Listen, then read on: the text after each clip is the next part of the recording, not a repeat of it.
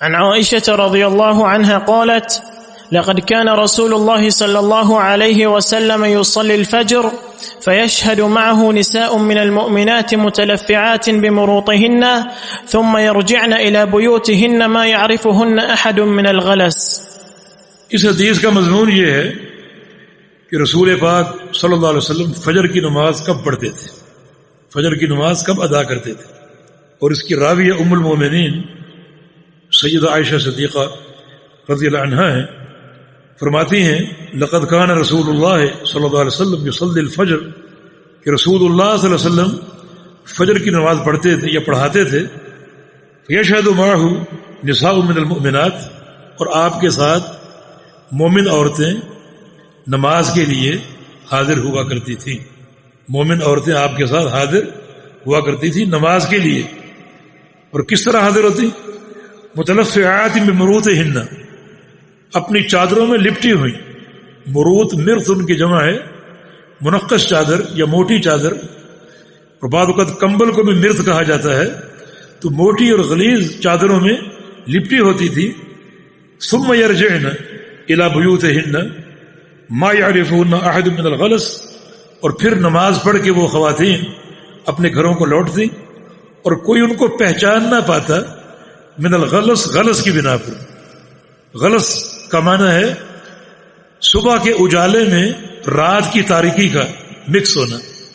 صبح کا اجالا بھی ہو، رات کی تاریکی بھی ہو، اور دونوں مختلف ہوں، تو اس وقت کو غلس کہا جاتا ہے.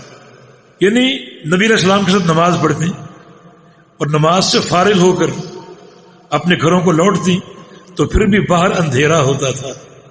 اس قدر اندھیرا کہ عورتیں پہچانے نہ جاتی. اور اس پہچاننے کی دو صورتیں ہیں. ایک صورت یہ کہ یا تو پہچاننے کا معنی یہ ہے کہ یہ نہ پہچانا جاتا کہ یہ کون خاتون ہے، ہندہ ہے، عائشہ ہے، حمنہ ہے، یہ کون خاتون ہے. تو اس حدیث کے مضمون سے واضح ہوا کہ رسول کریم صلی اللہ علیہ وسلم کا معمول تھا کہ آپ فجر کی نماز اول وقت میں ادا کرتے تھے. صحیح بخاری میں ایک حدیث جناب جابر کی روایت سے جس سے دوام ثابت ہوتا ہے، اس کے الفاظ ہیں والصبح کان النبی یصلیھا بغلس.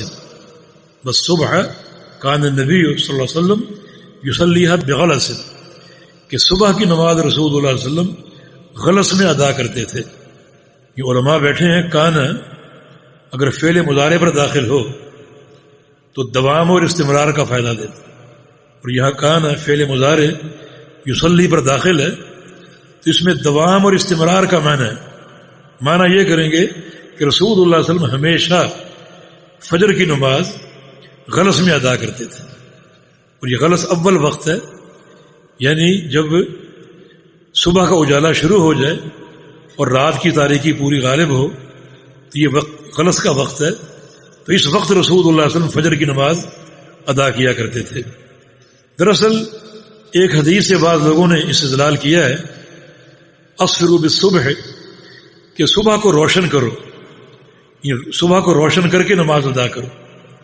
اس حدیث سے بعض لوگوں نے استدلال کیا ہے کہ فجر کی نماز میں تاخیر کرنی چاہیے اور یہ حکم وارد ہے. تو پھر غلس کا جواب کیا دیں گے؟ اسفار اور غلس میں پھر ایک تناقض اور تعارض ہے کہ رسول اللہ علیہ وسلم کا اپنا دائمی عمل غلس میں نماز ادا کرنے کا تھا، اور حدیث میں اسفروا بالصبح، صبح کو روشن کرو.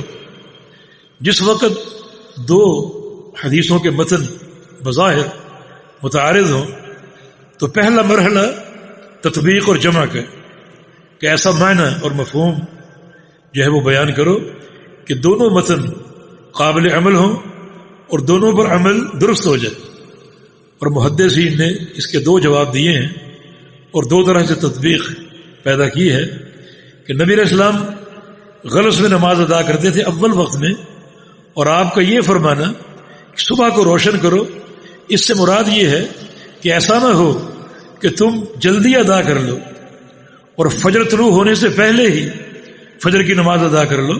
نہیں، صبح کا طلوع ہونا اس کا تأکد کر لو. اسفروا بالصبح، یعنی صبح کا تأکد کر لو، یقین کر لو کہ صبح ہو گئی، فجر طلوع ہو گئی، اور یہ صبح کا جو تأکد ہے یہ ہر شخص پر یہ منکشف نہیں ہوتا. یہ تجربہ کار لوگ اس امر سے واقف ہوتے ہیں کہ فجر طلوع ہو گئی اور وقت فجر ہو گیا.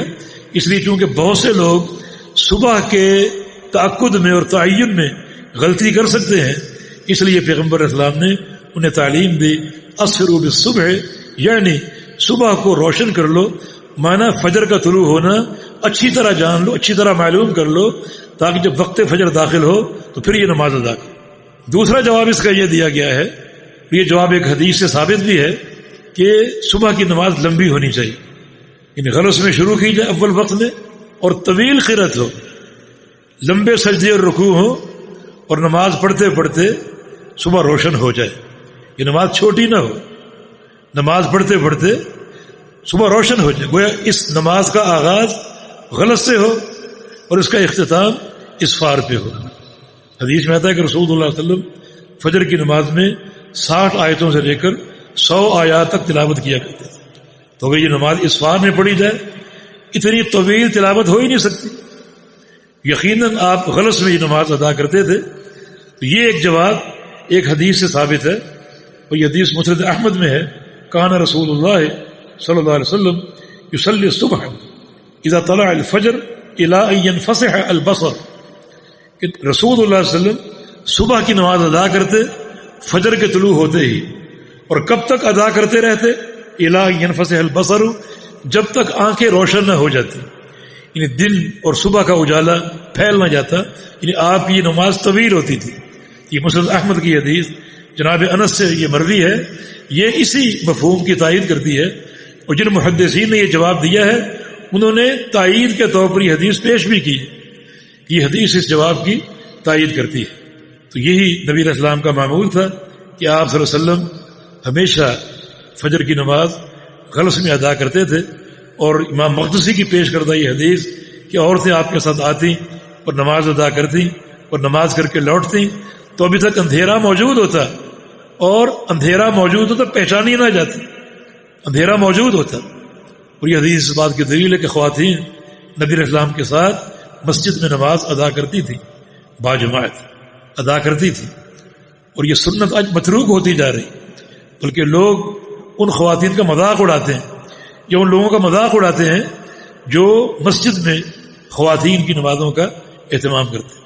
رسول اللہ صلی اللہ علیہ وسلم کے دور میں نمازیں بھی، جمعہ کا خطبہ بھی، اور عیدین کے موقع پر یہ خواتین حاضر ہوا کرتی تھی. اور یہ سنت متروک ہوتی جا رہی، اس لیے برکات ختم ہوتی جا رہی. اس سنت کا اہتمام ہونا چاہیے. رسول کریم صلی اللہ علیہ وسلم کی ہر سنت اس قابل ہے، اور سعادت کا راستہ یہی ہے کہ اس کو اپنایا جائے اور اس پر عمل کیا جائے. جی